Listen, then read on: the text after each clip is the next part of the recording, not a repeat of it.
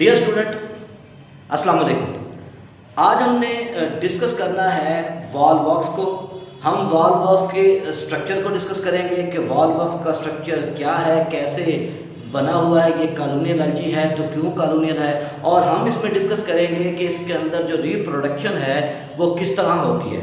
जब हम wall box की बात करते हैं, वॉल बॉक्स जिसका ताल्लुक जो है वो क्लोरोफाइटा से है, और वॉल बॉक्स का ताल्लुक जो है क्लोरोफाइटा से है, ग्रीन एलजी से इसका ताल्लुक है, लेकिन ये वो एलजी है जो कॉलोनी की शक्ल में मौजूद होता है। अब ये वो एलजी है जो कॉलोनी की शक्ल में मौजूद होता है, इसमें बहुत सारे क्या होते हैं, इंडिविजुअल जो है पेयर शेप या क्लेमेडोमोनास टाइप के सेल्स मौजूद होते हैं, और वो सेल्स क्या होते हैं, वो सेल्स आपस में कनेक्टेड हैं म्यूसिलेजिनस शीट की वजह से, या वो आपस में कनेक्टेड हैं साइटोप्लाज्मिक कनेक्शन, या हम उसे कहते हैं कि प्लाज्मोडेस्माटा के जरिए। तो ये कॉलोनियल एलजी मौजूद होता है। पहली बात ये कॉलोनियल है। दूसरी बात ये है कि ये अंदर से होलो होता है। ये कॉलोनियल है, दरमियान से क्या है, ये खोखला है, और बाज़ दफ़ा ये होता है कि पेरेंट कॉलोनी के अंदर और छोटी छोटी कॉलोनीज भी मौजूद होती है जिन्हें डॉटर कॉलोनीज का नाम देते हैं। तो ये डॉटर कॉलोनीज भी इसके अंदर क्या होती है, मौजूद होती है, जो इसकी आइडेंटिफिकेशन है कि कॉलोनियल है। इसके बाद क्या होता है, इस पेरेंट कॉलोनी के अंदर छोटी छोटी और भी डॉटर कॉलोनीज जो है वो मौजूद होती हैं। इसको जो है वो रोलिंग पिंस का नाम भी देते हैं क्योंकि ये मैक्रोस्कोपिक होता है, ये आम आंख से नजर आता है, और साथ ये क्या होता है, मोटाइल होता है। अब क्योंकि ये कॉलोनियल भी है, मोटाइल भी है, इसके इंटीरियर जो है ये फ्लैजेला मौजूद होते हैं, और ये फ्लैजेला की मदद से क्या करता है, ये मूव करता है। तो इसकी जो मूवमेंट्स है वो क्या होती है, वो रोलिंग मूवमेंट्स होती है। अब रोलिंग मूवमेंट्स की वजह से इन्हें जो है वो नाम दिया जाता है, किसका, रोलिंग पिंस का नाम भी दिया जाता है। अब ये दूसरी बात ये है कि ये वो एलजी है जो फ्रेश वाटर के अंदर मौजूद होता है। इसका मतलब ये है कि ये लेक्स के अंदर, टैंक्स के अंदर, पॉन्ड्स के अंदर, और इस तरह जो वाटर डिचेस मौजूद हैं, जो पानी के गड्ढे होते हैं, या रेनी वाटर जहाँ पे बहुत ज़्यादा अरसे तक पर खड़ा रह जाए, तो ये वहाँ पर क्या होता है, मौजूद होता है। बेसिकली हम कह सकते हैं कि वॉल बॉक्स जो है ये कॉलोनियल जो है वो फ्रेश वाटर एलजी जो है ये मौजूद होता है, ये एलजी है, और इसकी खासियत ये है कि इसमें सेल्स क्या होते हैं, आपस में इम्बेडेड होते हैं। तो ये कॉलोनीज है, इसकी गिल्ड क्या होते हैं, म्यूसिलेजिनस शीट होती है, और वो म्यूसिलेजिनस शीट जो है उसमें सेल्स क्या होते हैं, वो इम्बेडेड होते हैं, जिसकी वजह से आपस में क्या होते हैं, अटैच होते हैं। दूसरा जो अटैच करने के लिए मौजूद होता है वो उसके अंदर मौजूद होता है साइटोप्लाज्मिक कनेक्शन, जिसे हम कहते हैं प्लाज्मोडेस्माटा। अब जब इसकी स्ट्रक्चर की बात करते हैं तो स्ट्रक्चर में पहली चीज ये है कि ये कॉलोनी है, और कॉलोनी भी जो है ये सिनोवियल है। सिनोवियल कॉलोनी उसे कहते हैं that colony which have definite number of cells. अब इसमें सेल्स की तादाद क्या होती है, वो डेफिनेट होती है। तो कम से कम सेल्स की तादाद जो है वो कितनी, 500, और मैक्सिमम जो है ये 50,000 तक भी इसके अंदर क्या होते हैं, एक कॉलोनी के अंदर सेल जो है ये मौजूद होते हैं। फिर ये कॉलोनी मैंने जैसे बताया पहले आपको कि ये मैक्रोस्कोपिक है। मैक्रो मतलब it can be seen with the naked eye, हम इसे अपनी आम आंख से देख सकते हैं, और ये पानी के अंदर हमें जो है घूमते हुए छोटी छोटी बॉल दिखाई देती हैं। हम इन्हें फिर नाम देते हैं, रोलिंग पिंस का नाम देते हैं।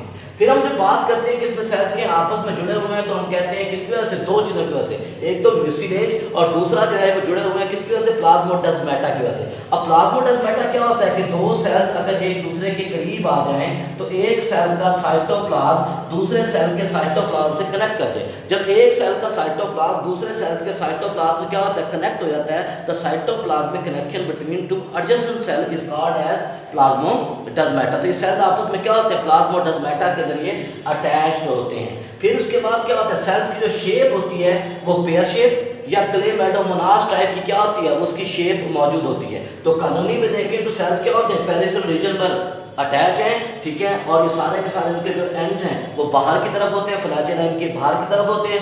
इंटीरियर एंड जो होता है उसके फ्लैजेला डेवलप्ड होते हैं, पोस्टीरियर एंड के फ्लैजेला डेवलप्ड नहीं होते। इंटीरियर के अंदर आई स्पॉट वगैरह मौजूद होता है, पोस्टीरियर के अंदर मौजूद नहीं होता। अब हम देखेंगे इसका एक इंडिविजुअल सेल। जैसे मैंने पहले बताया कि इसके सेल जो है वो क्लेमेडोमोनास से मिलते जुलते होते हैं, तो इसमें क्या होता है, स्ट्रक्चर भी कुछ उससे मिलता जुलता होता है। पहली बात यह है कि ये पेयर शेप होते हैं।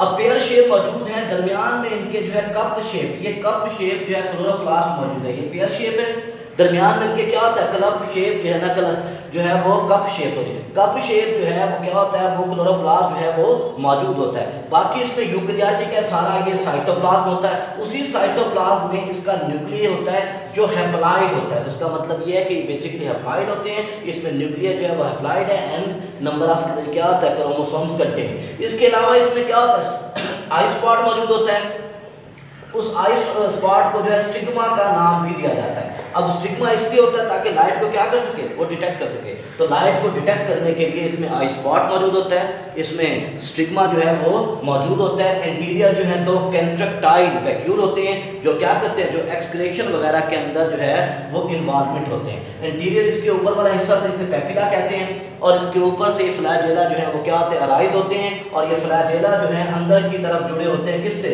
अंदर ये जुड़े होते हैं ग्रेन्यूल से, या हम उसे बेसल बॉडी का जो है वो नाम देते हैं। इसका मतलब ये न्यूक्लियाइड भी है, इसमें कप शेप जो है वो क्या है, क्लोरोप्लास्ट भी इसके अंदर क्या होता है, मौजूद होता है। न्यूक्लियस इसका वाइड होता है, इसके अलावा इसके पास आई स्पॉट मौजूद होती है, साथ इसमें मौजूद होते हैं बहुत सारे पेरिनाइड्स।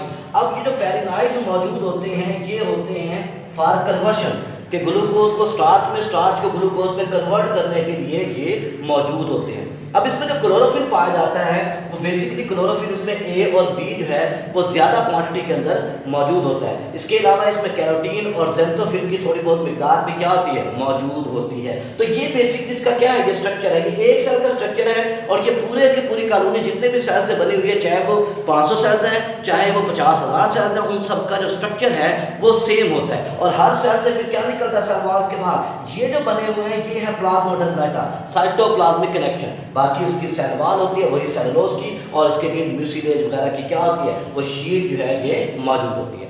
अब ये था इसका स्ट्रक्चर। अब हम इसको ब्रीफली जो है डिस्कस करेंगे कि इसके अंदर रिप्रोडक्शन कैसे होती है।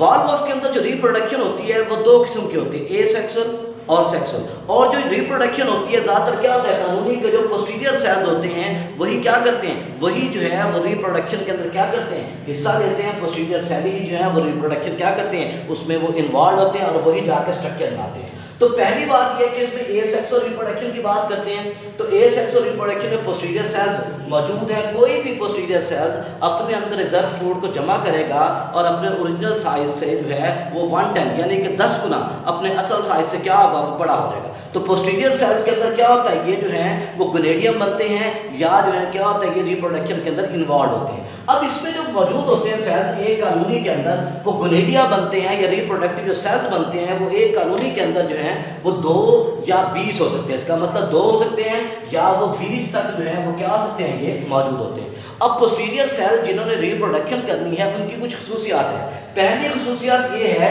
कि वो क्या होते हैं, उनमें आई स्पॉट वगैरह मौजूद नहीं होते, स्टिग्मा मौजूद नहीं होता। दूसरी चीज़ ये है कि उनमें क्या होता है, उन्हें एनर्जी चाहिए होती है, कन्वर्शन ज़्यादा करनी है, तो उनमें क्या होता है, कंटेन मोर अमाउंट ऑफ पेरिनाइड्स। तो इनमें पेरिनाइड्स की तादाद क्या होती है, वो ज़्यादा होती है। फिर जब वो डिवाइड करते हैं तो 8 सेल की एक लेयर बनाते हैं, एक स्ट्रक्चर बनाते हैं 8 सेल का, जिसे हम प्लेकिया का नाम देते हैं, ठीक है। और ये प्लेकिया फिर कॉलोनी में चेंज होता है और कॉलोनी जो है बाहर निकलती है एक पोर्स के जरिए, और स्पोर्स को नाम देते हैं किसका, फिलोपोर्स का नाम देते हैं। अब हम देखते हैं कि कैसे होता है। फर्ज करें कि ये हमारे पास कॉलोनियल है पोस्टीरियर सेल, इनमें से एक सेल जो है अपने साइज से क्या हुआ, वो जो है बड़ा हो गया 10 टाइम्स। जब वो बड़ा हुआ तो उसका सारा का सारा जो मटेरियल था, प्लास्टिक वगैरह मौजूद था, क्लोरोप्लास्ट, वो सेंटर के अंदर क्या हो गया, इकट्ठा हो गया। जब वो सेंटर के अंदर इकट्ठा हुआ तो अब उसके बाद क्या हुआ, उसके बाद उसकी डिवीजन शुरू होगी। ये हैप्लॉइड तो पहले से है, डिवीजन शुरू होगी। जैसे ही डिवीजन शुरू होगी तो ये डिवाइड होकर पहले क्या करेगा, 2 में तब्दील हो जाएगा, फर्स्ट डिवीजन। जब दूसरी डिवीजन होगी वो हॉरिजॉन्टल होगी, उस हॉरिजॉन्टल डिवीजन की वजह से ये चेंज हो जाएगा 4 सेल में। फिर फर्दर इसमें डिवीजन होगी, जब फर्दर डिवीजन होगी तो ये चेंज होगा 8 सेल में। अब वो जो 8 सेल में चेंज होगा उस 8 सेल स्टेज को, ठीक है ना, वो नाम देते हैं किसका, प्लेकिया स्टेज का नाम दिया जाता है। फिर प्लेकिया स्टेज बनती है। फिर ये क्या होता है, तादाद इसकी क्या होती है, बढ़ती रहती है, डिवीजन होती है, और सेल जो है वो खुद को क्या करते हैं, खुद को जो पेरिफेरल रीजन में किनारे में क्या कर देते हैं, वो अरेंज करना शुरू कर देते हैं। जब ये किनारे में अरेंज कर देते हैं तो इनके जो फ्लैजेला की जो डायरेक्शन है वो होती है इनकी इंटीरियर की तरफ, जबकि कॉलोनी के अंदर फ्लैजेला की जो क्या डायरेक्शन होती है वो होती है आउटसाइड, बाहर की तरफ होती है, अंदर की तरफ नहीं होती। तो इसका मतलब ये है कि अब इस कॉलोनी को क्या होना है, इन्वर्ट होना है। तो ये जो सेल अंदर के मौजूद होते हैं ये क्या करते हैं, ये अंदर की तरफ मूव होकर क्या करते हैं, इन्वर्जन करते हैं। और ये अंदर की तरफ ऊपर को उठना शुरू हो जाते हैं और ये जाते हैं ओपनिंग की तरफ। वो जो ओपनिंग यहाँ मौजूद होती है जिसे हमने नाम दिया किसका, फिलोपोर का नाम दिया है, तो ये फिलोपोर की तरफ जाते हैं और फिलोपोर से मुकम्मल तौर पर इन्वर्ट होकर मुकम्मल तौर पर निकल कर क्या होता है, कॉलोनी जो है वो क्या होती है, वो जुड़ जाती है और बिल्कुल सेल जो है वो क्या होते हैं, बाहर की तरफ उनके फ्लैजेला जो है वो डिवेल्प हो जाते हैं। तो हम कहते हैं कि ये क्या है, ये कॉलोनी का इन्वर्जन है। तो बेसिकली जो इसके अंदर ये सेक्सुअल रिप्रोडक्शन है वो होती गोनिडिया के जरिए है। लेकिन कोई भी सेल अपने अंदर रिजर्व फूड को जमा करता है और जमा करने के बाद साइज बड़ा करता है, पेरिनाइट की तादाद बढ़ा लेता है और उसके बाद उसमें डिवीजन होना शुरू हो जाती है। जैसे ही डिवीजन होती है सेल क्या होते हैं, सारे के सारे पेरिफेरल में अरेंज हो जाते हैं और उनके जो फ्लैजेला होते हैं उनकी डायरेक्शन क्या होती है, उनकी डायरेक्शन जो है वो अंदर की तरफ होती है। अब कॉलोनी को इन्वर्ट करना है तो कॉलोनी क्या होती है, इन्वर्ट होती है और यहाँ से इसके पोर से फीडियो पोर से क्या होते हैं, कॉलोनी जो है वो बाहर निकल आती है और उसके बाद या तो वो क्या रहती है, मदर या पेरेंट जिसे कॉलोनी कहते हैं उसके अंदर रह जाती है, या वो क्या होता है डिसइंटीग्रेट होने के बाद पेरेंट कॉलोनी के वो वहाँ से रिलीज हो जाती है। तो ये इसमें ये सेक्सुअल रिप्रोडक्शन थी। अब हम डिस्कस करेंगे इसमें सेक्सुअल रिप्रोडक्शन कि आखिर इसमें जो सेक्सेस मौजूद हैं, ये जो मेल और फीमेल मौजूद है उसके अंदर किस तरह ये इसमें रिप्रोडक्शन होती है। सेक्सुअल रिप्रोडक्शन जो है इसके अंदर क्या होती है, वो oogamous टाइप है। अब लफ्ज़ oogamous से पता चलता है कि ये एडवांस है। इसमें जो मेल स्पर्म्स हैं या जिसे हम स्पर्म्स कहते हैं, एंथ्रोजाइड्स कहते हैं, वो क्या वो मोटाइल है और फीमेल जो एग है या ओवम है वो क्या है, वो नॉन मोटाइल है। तो इसलिए क्या जब मेल मोटाइल हो और फीमेल क्या नॉन मोटाइल है, मेल जो है साइज में छोटा, फीमेल जो है साइज में बड़ा हो, तो उसे कहा जाता है कि ये oogamous है। अब इसकी कॉलोनी की खासियत है, बहुत सारी कॉलोनीज वो होती हैं जो होमोथैलिक है। अब होमोथैलिक का मतलब ये होता है कि colony in which both sex organs present on the same colony. अगर उसी कॉलोनी के अंदर जो है वो मेल और फीमेल दोनों सेक्स ऑर्गन मौजूद हों तो उसे कहा जाता है कि ये क्या है, ये है होमोथैलिक। लेकिन अगर जो है वो एक कॉलोनी मेल हो और दूसरी क्या हो, फीमेल हो, तो उसे कहा जाता है ये क्या है, ये हेटेरोथैलिक मौजूद है। अब चाहे मेल कहते होमोथैलिक हो या हेटेरोथैलिक हो, तो मेल और फीमेल तो दोनों मौजूद होंगे। जो मेल ऑर्गन होता है उसे कहा जाता है एंथ्रेडियम, जो फीमेल ऑर्गन मौजूद होता है उसे कहा जाता है कि ये क्या है, ये oogonia मौजूद है। अब ये जो इसका एंथ्रेडियम है इसकी डेवलपमेंट भी क्या होती है, बिल्कुल गोनेडिया की तरह होती है। जैसे ए सेक्शन हुआ था, कोई भी सेल पोस्टीरियर सेल्स क्या होता है, साइज में बड़ा होता है। साइज में बड़ा होने के बाद क्या होता है, उसकी जो है डिवीजन शुरू हो जाती है। जब उसकी डिवीजन शुरू होती है तो उसमें क्या होता है, सेल जो हैं वो डिवाइड करते हैं माइटोटिकली, क्योंकि ये पहले से हैप्लॉइड है, ठीक है, तो उसमें मियोसिस नहीं होती, माइटोसिस होती है। अब माइटोसिस की वजह से क्या होगा, ये जो है ये चेंज होगा, मास ऑफ सेल्स बनाना शुरू कर देगा और पेरिफेरल में खुद को क्या कर देंगे, अरेंज कर देंगे। पोस्टीरियर सेल ही हिस्सा लेते हैं, ठीक है। अब दो कंडीशन होगी, अगर ये सेल बनाता है एंथ्रेडियम 16 to 128, अगर ये बनाता है 16 से 28 तक, तो फिर क्या होगा, फिर इसकी लिबरेशन इस तरह होगी कि ये मास की शक्ल में क्या हो जाएगा, लिबरेट हो जाएगा। पूरे का पूरा मास 128 सेल्स का मास क्या बाहर लिबरेट होगा, फिर उसमें से एंथ्रोजाइड जो है ये करके अलहदा होते जाएंगे। लेकिन अगर ये क्या होता है 128 से ज़्यादा हो जाता है इसकी डिवीजन और ये पहुंच जाता है 512 तक, अगर ये 512 सेल तक पहुंचता है तो फिर क्या होगा, फिर वो सेल जो है 1 by 1 करके उसी सेल में से, गोनेडियम में से, एंथ्रेडियम में से क्या होंगे, वो निकलना शुरू हो जाएंगे। इसका मतलब ये है कि एंथ्रेडियम या एंथ्रोसाइड्स की जो लिबरेशन है उसकी भी दो कंडीशन है। पहली ये है कि अगर वो क्या है 16 है या 120 से लेस है, 128 से लेस है, तो वो क्या होगा, मास ऑफ सेल की शक्ल में जो है, मास की शक्ल में लिबरेट होगा। फिर उस मास से जो है वो क्या होंगे, एंथ्रोसाइड अलहदा होते चले जाएंगे। लेकिन अगर वो मौजूद है किस शक्ल में, ज़्यादा तादाद के अंदर 512 की शक्ल में मौजूद है, 128 से ज़्यादा है, तो क्या होगा, तो फिर होगा ये कि वो क्या होंगे, सेल जो है फिलोपोर से क्या करेंगे, एक एक करके निकलते जाएंगे। और ये जो एंथ्रोसाइड्स होंगे ये क्या होंगे, ये येलो इन कलर, पीले रंग के, हल्के फुल्के पीले रंग के मौजूद होंगे। तो ये जो मौजूद होंगे, अब ये क्या है, पानी के अंदर खारिज हो चुके हैं। अब पानी के अंदर खारिज हो चुकी हैं, अब इनको जो है ना अट्रैक्ट करना है किसने, oogonia ने। तो oogonia में से केमोटैक्टिकली क्या करेगी, अट्रैक्ट करेगी। तो अब हम देखेंगे फॉर्मेशन ऑफ oogonia। अब oogonia की फॉर्मेशन क्या होती है, इसमें भी पोस्टीरियर सेल्स क्या होते हैं, मौजूद होते हैं। ये अपने फ्लैजेला क्या करेंगे, लॉस कर देंगे, इसमें कोई फ्लैजेला मौजूद नहीं होगा। फिर इसके बाद क्या होगा, इसमें आई स्पॉट वगैरह भी मौजूद नहीं होगा, फ्लैजेला मौजूद नहीं है, आई स्पॉट भी मौजूद नहीं है। तो सेल क्या होगा, लार्ज होगा, और लार्ज होने के बाद उसका सारा प्रोटोप्लाज्म और क्लोरोप्लास्ट सेंटर के अंदर क्या हो जाएगा, कंसंट्रेट हो जाएगा। जब वो सेंटर के अंदर कंसंट्रेट हो जाएगा तो जो हमारे पास क्लोरोप्लास्ट इसके अंदर मौजूद है वो इसके पेरिफेरल रीजन पे इकट्ठा होना शुरू हो जाएगा और ये सिंगल जो है ओवम में तब्दील हो जाएगा। जब ये सिंगल ओवम में तब्दील हो जाएगा तो इसके ऊपर जो ओपनिंग बनेगी जिसे हमने फिलोपोर का नाम दिया है, वहाँ से ओवम जो है वो क्या करेगा, केमिकल खारिज करेगा। अब वो केमिकल खारिज करेगा और केमोटैक्सिस की वजह से या केमोटैक्टिकली क्या होगा, उस केमिकल की वजह से जो स्पर्म्स हैं, जो एंथ्रोजाइड्स हैं, वो उसकी तरफ स्विम करना शुरू कर देंगे। और जब वो स्विम करेंगे उसकी तरफ तो one of the antherozoid will enter. जो एंटर होगा तो वो एंटर होने के बाद वो क्या करेगा, वो इस ओवोस्पोर या ओवो के साथ या इस एग के साथ जाके मिल जाएगा। जब वो मिलेगा तो ये क्या हो जाएगा, जाइगोट में तब्दील हो जाएगा। इसका मतलब पहले ये हैप्लॉइड था, अब ये क्या हो चुका है, ये डिप्लॉइड हो चुका है। अब जैसे ही इसके अंदर जाएगा तो जाने के बाद क्या होगा, फर्टिलाइजेशन हो जाएगी और फर्टिलाइजेशन की वजह से ये ओवम, ये एग जो है अब चेंज हो चुका है, किसके अंदर, जाइगोट के अंदर चेंज हो चुका है।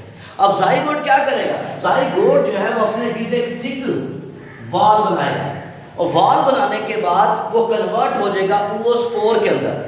और ओवोस्पोर जो है कुछ अरसे के लिए, हो सकता है कि अगर कंडीशन अनफेवरेबल हो तो ओवोस्पोर जो है कुछ अरसे के लिए क्या हो जाएगा, डॉर्मेंट हो जाएगा, इनएक्टिव हो जाएगा। लेकिन जैसे ही कंडीशन उसे सही मिलेंगी तो वो क्या करेगा, जर्मिनेट करेगा और जर्मिनेट करने के बाद क्या होगा, मियोसिस के जरिए डिवाइड करेगा और दोबारा हैप्लॉइड सेल बनाएगा। वो सेल्स क्या होंगे, अरेंज होते जाएंगे और कॉलोनी बनती जाएगी। तो ये क्या था, ये था वॉल बॉक्स का स्ट्रक्चर और साथ हमने उसमें आज डिस्कस किया है कि वॉल बॉक्स के अंदर रिप्रोडक्शन कैसे होती है। शुक्रिया।